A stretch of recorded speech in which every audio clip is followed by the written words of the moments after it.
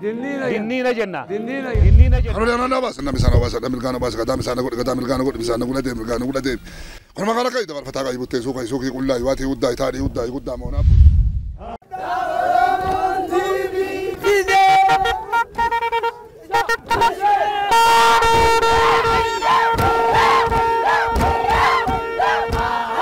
Amjambo wapenzi watazamaji wetu pale popote mlipo.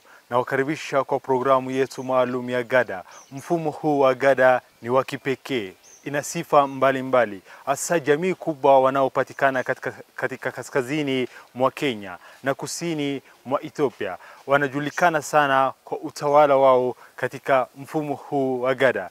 Na leo tutaangazia kuhusiana na mfumo wa Gada wa jamii kubwa wanaopatikana katika mashariki mwa Ethiopia, Oromo wa Karayu wanafuatilia mfumo huu wa Gada. Na leo hivi tutaangazia kuhusiana na Gada wa Karayu, na tukiona kwamba huu mfumo wa Gada ni wa kipekee. Hasa watu jamii kubwa wanaopatikana katika Oromia wanatawalwa chini ya wa mfumo wa Gada, na tukiona kwamba mfumo huu ni wa kijamii pia ya kiutamaduni na inaongoza vile vile katika kidini, na tukiona kwamba hasa katika kiuchumi pia mfumo huu wa Gada una sifa wake wa kipekee. Na wapenzi watazamaji wetu, hebu tufuatilie sehemu hiyo na tutarudi.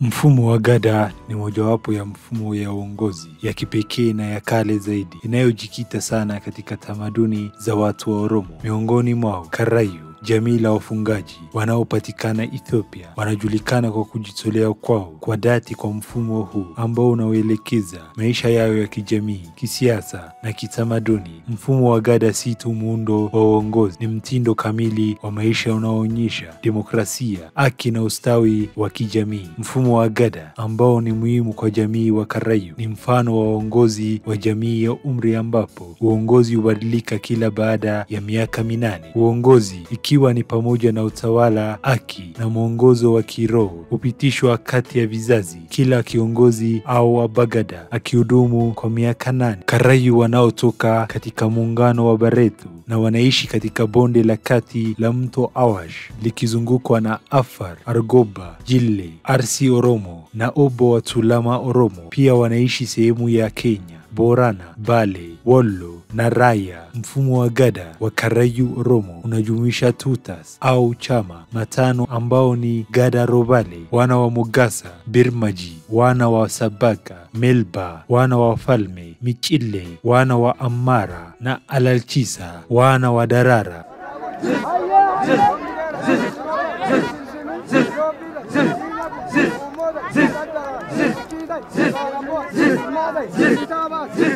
Gadaan Michile tufakenya gafa gadaan itti kennamtu. Katika mfumo wa Gada wa Michile, uhamisho wa uongozi unafanywa kwa amani na kwa sherehe. Wakati wa mchakato huu, Kalu, Boku, Saban na Kandandu wote wanahudhuria. Mtoaji wa uongozi atapitisha bali akisema kwamba uhamisho unafanyika kwa mvua, kuridhika, furaha na upendo, si kwa nguvu bali kwa demokrasia. Hii inafuatana na baraka kutoka kwa Kalu na kugawanya kumbi, ikionyesha mabadiliko ya amani. Baada ya uongozi wa kuhamishwa, mkusanyiko mkuu unaojulikana kama chafe unasimamia utawala wa safu ambao unalenga kudumisha maadili ya kimadili. Ayus wanashiriki kikamilifu katika kumsaidia kiongozi mpya, wakitoa ushauri juu ya jinsi ya kutawala, ikiwa ni pamoja na mbinu za kutatua migogoro na kutoa msaada katika nyanja mbalimbali za uongozi.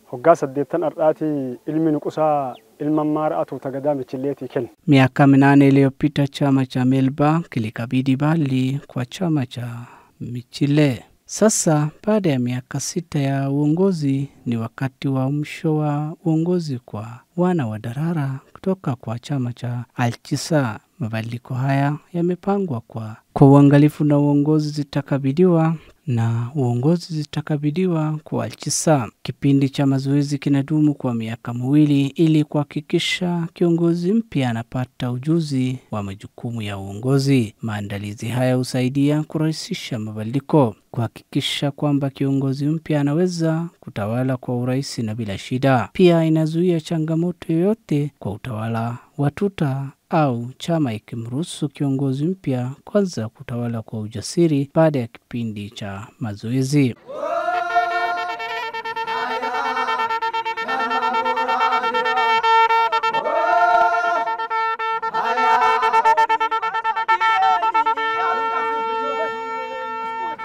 Katika mfumo wa gada wa Karayu, Bokus, Saban, Kalus, Jila, Kalala, Jinfu na Kitesu wanacheza majukumu muhimu kama wawakilishi katika kufufua mfumo wa gada kupitia ibada na sheria mbalimbali. Watu wa jamii ushiriki kwa shughuli kubwa za sherehe kuhakikisha mfululizo na upya wa gada. Ama tuti gada michile kuni egadoro megana jaba. Chama cha Michile kimekuwa kikitawala kwa miaka kadhaa, kwani viongozi wa gada hubadilishwa kila baada ya miaka 8. Hata hivyo, kwa kutoa miaka 2 ya utawala, mabadiliko yanakuja katika eneo la Buta ambapo hufanyika dabi ya sherehe. Chama cha Alachisa kisha kinaandaliwa kuchukua uongozi. Wakati wa miaka 2 iliyobaki, pande zote mbili zinatawala pamoja. Wakati chama cha Alachisa kinachukua uongozi, wanakuja na watu walioheshimiwa kama Hayus, Dibayu na Boku. Katika kitendo cha kishujaa, wanabadilishana majani ya nyasi wakiwa nayo mikononi mwao, kuashiria uhamisho wa mamlaka kwa amani. Karibuni tena wapenzi watazamaji wetu.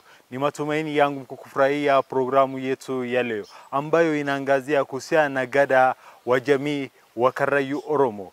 Na tukiona kwamba mfumo wa gada ni taasisi ya jadi inayosimamia masuala muhimu kama vile ya kijamii, kisiasa, kiuchumi na kidini. Tukiona kwamba hii ya kiuchumi ina mwenendo wake, asa abagada anayeongoza jamii yake ana jukumu muhimu katika mfumo huu wa gada wa kuongoza jamii yake. Na tukiona kwamba hata katika kidini wana sehemu kama vile ya Kalu ambao wana jukumu muhimu sana kuongoza jamii katika namna ya kidini. Aswa tunakumbuka kwamba hii jamii kubwa ya Oromo wanaamini kwa Mungu moja, Waka anayeitwa. Na tukiona kwamba Kalu wanaongoza katika mwenendo huo. Na kwa Karayu gada si tu njia ya utawala, bali pia ni utaratibu wa kuendeleza utambulisho wao wa kitamaduni na mwenendo wao kwa kizazi kijacho. Aswa mfumo huu wa gada kupitia kizazi hadi kizazi iliweza kufika mpaka leo. Na tunaona kwamba jamii ya Oromo wanaitunza watoto wao katika mfumo huu wa gada. Aswa tukiona hile ya watu wa Karayu ni wa kipekee kwa sababu watu wanapolelewa wanapitia hii mfumo wa gada. Aswa tukiona kwamba muundo hii inaanzia na dabale. Aswa watoto changa waliozaliwa mpaka wa umri wa 8 wanaitwa dabale. Na tukipitia huo tutapata game titiko ambao ni utoto wakati wa umri wa 8 mpaka wa 16. Au watu ndio wanaitwa game titiko. Na nyinginezo katika gada ya Karayu wanayoitwa kondala au wanaitwa game gugudo. Wao ni wa vijana, asa wako kwenye umri wa 16 mpaka wa 24 hivi. Wao ndio wanaitwa game gugudo. Na tukipitia kwamba tutapata kusa. Hii ni vijana wamewaandalia, aswa wanajukumu muhimu sana katika jamii. Wao pia wanapatikana katika umri wa 28 mpaka 32. Wao pia wanajukumu muhimu sana katika kulinda jamii, katika mwenendo wa usalama, kutimiza usalama katika jamii. Na nyinginezo ni rabadori ambapo sasa ni viongozi wa kijamii. Aswa kwa kupitia mfumo hii wanalelewa kupitia mfumo wa kipekee ili waweze kujua sheria mbalimbali ili waweze kutawala watu wao na jamii yao. Na aswa kupitia dori rabadori tunapata gada. Hapa ndipo abagada au katika sehemu ya gada ya Karayu Ababoku ndiye anayechaguliwa kuilinda au kuelekeza kuwa viongozi katika mfumo huo wa Gada. Na kupitia tunapata yuba ya kwanza, yuba ya pili mpaka yuba ya watatu. Hawa ni wazee waliokuwa na umri wa 48 na zaidi. Aswa ukimaliza hii yuba unafikia mzee na umeshamaliza mfumo wao katika Gada. Na wapenzi watazamaji wetu, hebu tufuatilie sehemu ya programu yetu na nitarudi.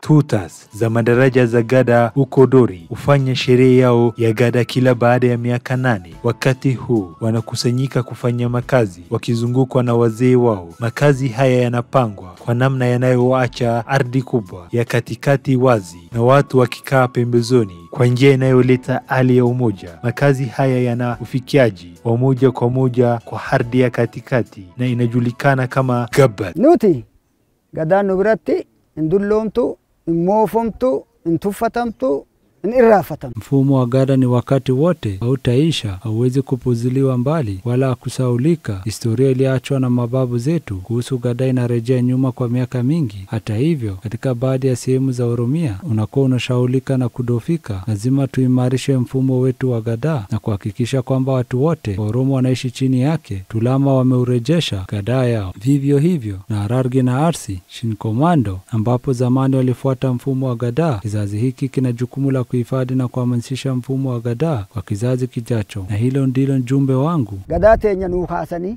nujajabesani nujirachu qabani nujirachisu qabani. Tamani za kidemokrasia zimejikita sana katika maendeleo ya uongozi wa asili wa jamii ya Karayu. Tamani hizi zimekuwa na jukumu muhimu katika kusaidia viongozi wa vyama vya Gada kuanzisha nafasi ya kati inayojulikana kama mtekelezaji wa uongozi au Kadadu, ambayo inapewa kila chama kinachofuata katika utawala wa Gada. Tuti Gada michile arqakenu demt Kadadun kesi edujeta. Wakati tuta ya Mchile inatoa uongozi, Kadadu waangalizi wa uongozi wanasimama katikati wakimuomba mtoaji akabidhi Gada kwa njia ya kuridhika na amani. Mtoaji kisha anajibu akionyesha uhamisho kwa maneno ya kuridhika akisema nimekupa. Mpokeaji anachukua Gada kupitia kwa maneno yaliyosemwa. Mchakato unaitwa buta ambao unaweza kueleweka kama kuchukua kwa haraka. Uhamisho huu si makabidhiano ya kimwili ya kitu cha enzi, bali ni kitendo cha ishara kupitia maneno. Hivyo ndivyo bali ya Gada inavyopitishwa kulingana na mfumo wa Gada wa Karayu Oromo.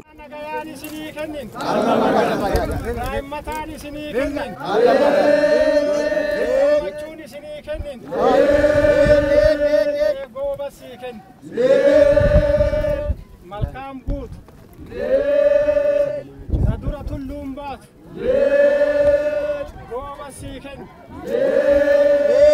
bana siken nagayana siken raimatana siken machuna siken bana fantasia way bana sia way goba nagasi agon goba gamachusi agon gamachuna siken. Abba Galma, darasa linalohusika na kuchukua uongozi, linapokea zawadi na vipawa kutoka kwa wageni wakiwa wamekaa. Ujenzi wa Galma au nyumba za muda pia ungeshafanyika. Wakati huo, tuta ya Michile katika maandalizi ya kukabidhi uongozi kwa Alalchisa ingekuwa ikijiandaa kwa kuchinja mifugo. Oromo sirna Gadati. Bakka maratu wal fakata. Mfumo wa Gada ni urithi muhimu wa watu wa Oromo unaoshirikiwa na jamii mbalimbali ya Oromo kama Karayu, Baso, Dulacha na Tulama. Ni muundo wa utawala unaoendeleza usawa na demokrasia, na mifumo yake inabaki kuwa dhabiti kati ya jamii haya. Ninafurahi kuona sherehe hai ya mfumo wa gada wa Oromo kutoka maeneo mbalimbali. Pia wanafanana katika tukio hili. Msingi ya mfumo wa gada ya utawala, usawa na majadiliano ya kidemokrasia inasisitizwa na kulinganisha na mchakato wa maamuzi wa pamoja wa Tulama. Pia ninafurahi kuwa sehemu ya tukio hili muhimu katika mfumo wa gada, hasa jila ya Fodu. Addunyaa kana gubbaarratti warra humna qabu, warra afaan qabu, warra mallaqa qabutu angoo qabata.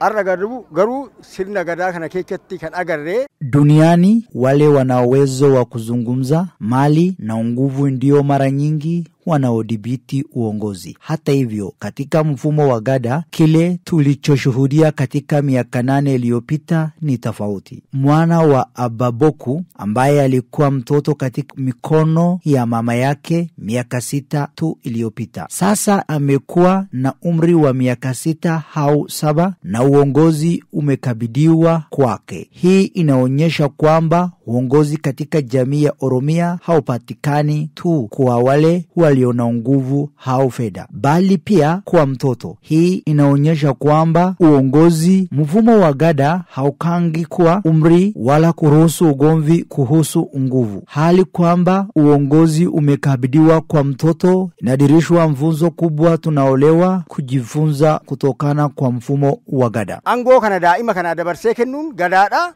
wanna guddaa gada nama barsukecha wanguda. Karibuni tena wapenzi watazamaji wetu. Ni matumaini yangu mko kufurahia programu yetu ya leo ambayo inaangazia kuhusiana na gada ya Karayu Oromo, na tukiona kwamba majukumu na wajibu wa mfumo wa gada aswa katika jamii ya Karayu Oromo. Mfumo wa gada unatekelezwa majukumu mbalimbali. Moja wapo tukiona ni utawala wa sheria. Aswa katika mfumo wa gada tukiona kwamba sheria ina namna yake, aswa ni hali ya juu. Hata abagada anaishi chini ya hii ya sheria kwa sababu jamii wanaongozwa kupitia hii sheria. Na nyinginezo kwamba tutaona ni dini ya utamaduni, aswa sheria ya kitamaduni, ibada ya waka, wana jukumu muhimu sana katika mfumo wa gada. Na wapenzi watazamaji wetu, hebu tufuatie sehemu ya programu yetu na nitarudi. Katika mfumo wa gada wa Karayu, wanachama wa tuta au vyama wanaohusishwa na madaraja ya gada si kwa umri. Ababoku anaweza kumtangaza mwanawe mkubwa kama Ababoku mpya, na licha ya umri mdogo wa mtoto, kwa msaada wa ndugu au baba, mtoto anaweza kuletwa katika nafasi ya mamlaka na uongozi. Illa ala jechuudha waan gadaa danqu, waan gadaa rakkisu, waan gadarratti dhiibbaa godhu, waan hanqatte. Hii inamaanisha kwamba atapata uzoefu katika kutawala watu kwa kukutana na changamoto mbalimbali. Baada ya miaka 2, uhamisho wa uongozi utakuwa umekamilika kabisa. Kupitia kipindi cha mazoezi, atakuwa amejiandaa vizuri kuchukua uongozi. Tulama wanafuata njia kama hii katika mchakato wao wa uongozi. Kupitishwa kwa bali na mchakato wa tuta au chama kuhamisha uongozi kunahusisha sherehe kubwa ya kukabidhi mamlaka kwa chama kinachofuata. Katika mfumo wa gada wa Karayu Oromo, vyama vinavyohusika na kuchukua na kutoa bali vinajulikana kama walaana. Ulfinni kan kennamuufi angoon kan kennamuuf nama waaqni kenneef. Heshima na bali au uongozi zinapewa wale ambao Mungu amewachagua, iwe ni mtoto, mzee au mtu wa umri wa kati, ni yule tu aliyewekwa wakfu na Mungu. Hakuna atakayekwenda kinyume na kiongozi aliyewekwa. Kitu kimoja nilichokiona ni kwamba watu wa Oromo wanaheshimu mfumo wa gada, wakitambua kuwa ni kiumbe cha Mungu. Kukiheshimiwa vya kutosha kuhamisha nguvu kwa mtoto huyu. Dunia ina mengi ya kujifunza kutokana na hili. Badala ya kupigania uongozi na kushirikia migorogoro, mfumo wa gada unaruhusu uhamisho wa uongozi kwa amani na kwa mpangilio. Huu ndio ujumbe ninataka kushirikia na dunia. Mfumo wa gada wa Karayu unafuata mzunguko kupitia madaraja ya gada, Dabali, Fole na Anchasa, Robo Sidu, Gobu na Dori kwa kipindi cha miaka 40. Kuanzia kuzaliwa, mtu hupitia hatua hizi akipitia uongozi kwa kizazi kinachofuata. Baada ya kupitia luba na kufikia umri wa miaka 90, wanamaliza safari yao kupitia mfumo mzima wa gada.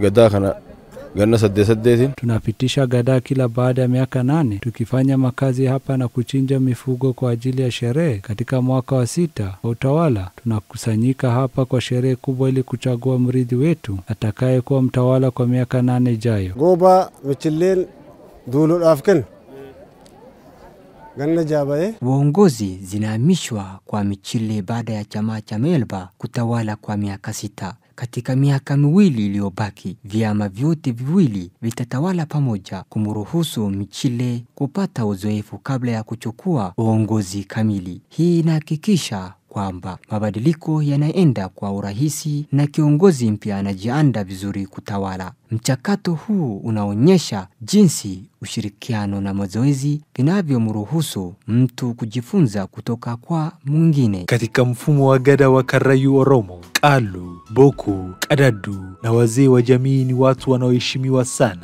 Wanasimama katikati ya vyama wakati wa uhamisho wa uongozi au bali, na wanachukua jukumu la kusimamia uhamisho wa uongozi. Zaidi ya hayo, wanashiriki katika kusimamia utekelezaji wa desturi za kitamaduni wakati wote wa mchakato. Harri lugo huni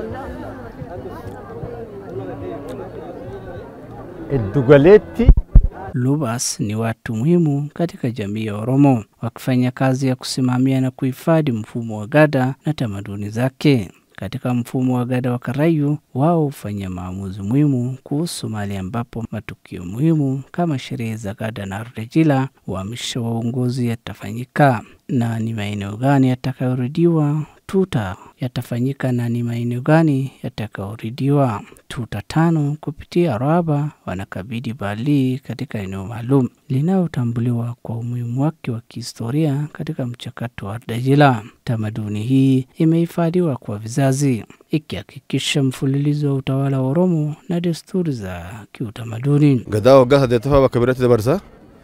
Amma gisegana jafa asitibe. Muda wa gada wa miaka 8 umekamilika mahali pengine, na sasa katika mwaka wa 6 ya utawala tutafanya sherehe hapa na vyama vinavyohusika kuhamasisha uongozi. Katika mwaka wa 8 bali itakabidhiwa kikamilifu katika eneo tofauti. Karibuni tena wapenzi watazamaji wetu. Ni matumaini yangu kufurahia programu yetu ya leo ambayo inaangazia kuhusiana na gada ya Karayu Oromo, na tukiona kwamba mambo inayofanya hiwe ya msingi sana au umuhimu wa mfumo hii. Moja wapo tukiona ni kwamba ni msingi wa mshikamano wa kijamii. Aswa inaweza kuendeleza vile vile katika jamii kuwa na mshikamano, ushirikiano na kuendeleza jamii kutoka karne moja kuelekea karne nyingine.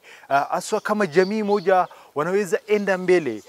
Tukiona kwamba inasaidia kuhifadhi utamaduni wao. Aswa ili kuna neno inayosemwa kwa Kiswahili kwamba mwacha mila ni mtumwa. Tunapaswa kuitunza sana ili kuweza kunufaisha aswa kizazi kijacho iwe na mila yao na desturi yao vile vile, na kwamba uongozi bila migogoro aswa hii pia inasaidia sana katika utawala wa jamii. Aswa jamii wanaweza kuingilia katika migogoro na tunapaswa kuitatuliwa kwa namna ya kipekee, kama vile ya mfumo wa gada chini ya mti inayoitwa Oda. Wanatatua migogoro yao kupitia wazee. Wazee wana jukumu muhimu katika mfumo hii kama vile tunavyojua. Na wapenzi watazamaji wetu, hebu tufuatilie sehemu ya programu hiyo na nitarudi.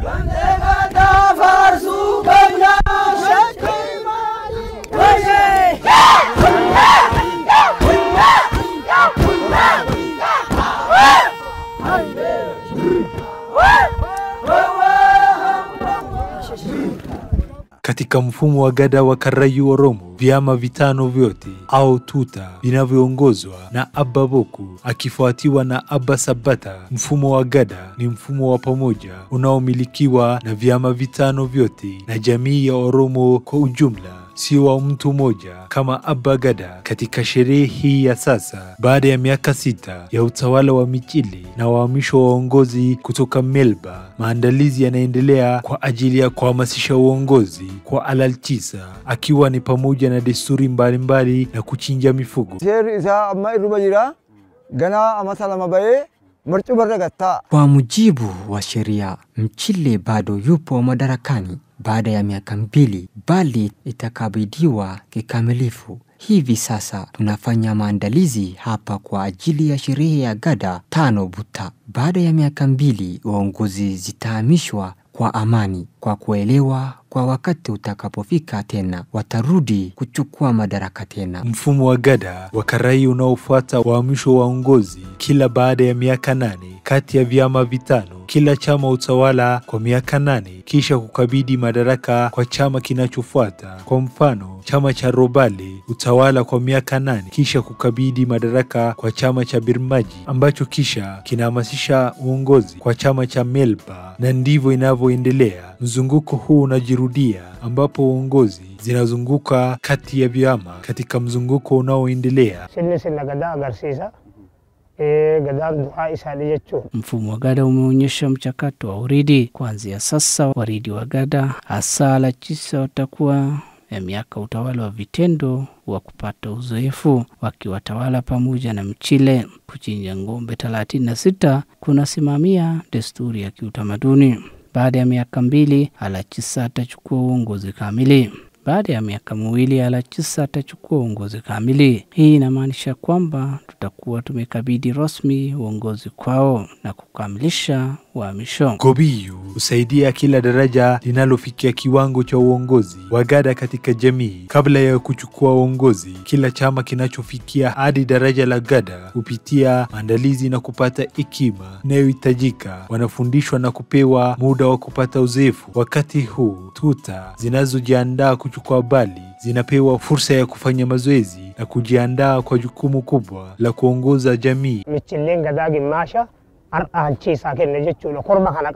Leo hii inamaanisha kwamba Mchile amekabidhi nusu ya nguvu za Gada kwa Alachisa. Kwa maandalizi wamemchinja mfugo ya wakati wa kipindi cha mazoezi. Watacheza goba baada ya kufikia madaraja ya dori. Hawawezi kutoka nje ya mpaka. Wakati wa harusi watashiriki katika sherehe ya goba, na baada ya miaka 2 ya mazoezi watachukua uongozi kamili wa Gada na kuwa viongozi wapya. Tukio muhimu sana katika mfumo wa Gada wa Karayu, uhamishaji wa bali huanza na mchakato wa makazi. Baada ya makazi, mavazi kama buluko, dibayu, baraka, ujenzi wa nyumba ya muda au galma, makazi, sherehe ya zawadi na vipawa, mavazi ya nguo, kuchinja mifugo, maandalizi ya kushughulikia Gada ya miaka 6.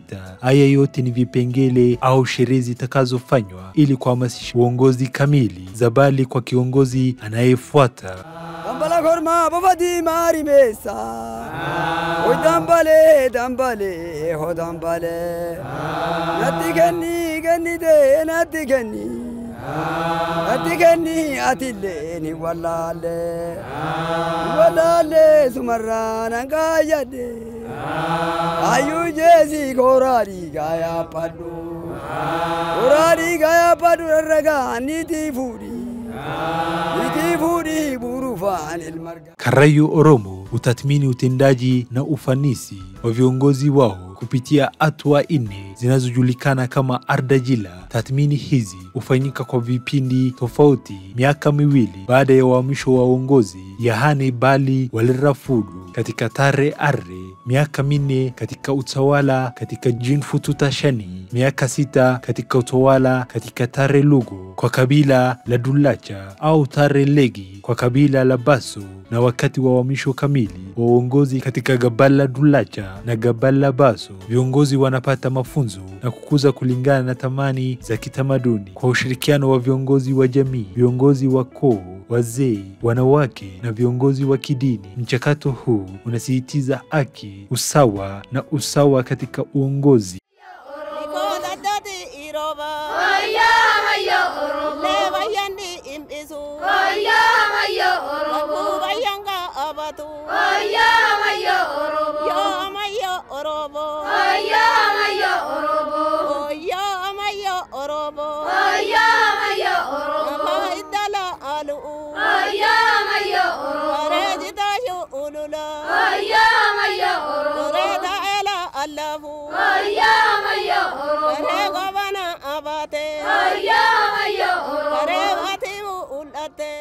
Penzi watazamaji wetu, ni matumaini yangu mlifurahia programu yetu ya leo ambayo ilikuwa inaangazia kuhusiana na gada Karayu Oromo. Mpaka tukutane na sehemu nyingine, nasema asanteni sana. Shukran.